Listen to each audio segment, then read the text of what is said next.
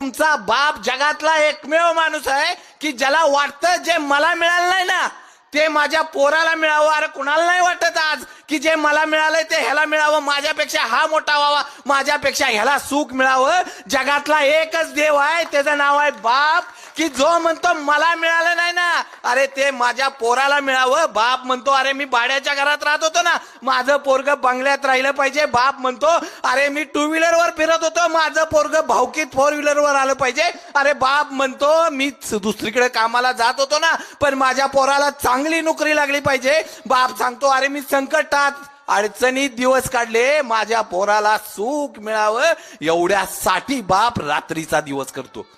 बाप नावाचा देव असा आहे मला माहित नाही, कुठं गेल्यानंतर देव भेटतो, पण एकदा घरात गेल्यानंतर बाप नावाचा देव आहे ना त्याला एकदा कडकडून मिठी मारा. अरे 36 कोटी देवांची